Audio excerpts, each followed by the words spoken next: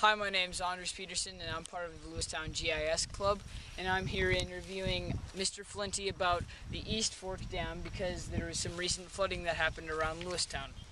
And I'm just going to be asking him a few questions. So when was East Fork built? It was completed in 1974. I think the actual construction work started late in 1972.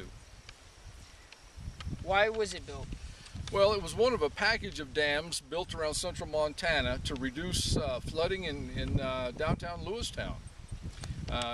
Prior to these dams, it was fairly, on a regular occasion, there'd be some pretty severe flooding in Lewistown. These dams are designed to avoid that or prevent it as much as possible. All right. How was it paid for? It was paid for out of a grant program with some federal monies that were set aside for flood prevention projects. And they also provided some recreational use for the publics nearby. When were the campground, boat ramp, and picnic tables added? They were added about 10 years later. After completion of the dam, the city of Lewistown manages this site. They were some more grant monies available, and those facilities were built in 1984. How big is the drainage behind East Fork? It drains an area about 20 miles long and on an average about 7 miles wide. It goes clear back to the foothills of the Snowy Mountains, right to the dam here. That's about 140 square miles. Water and snowfall, if the water runs, it finds its way in this direction. All right. What other dams were built with this same program?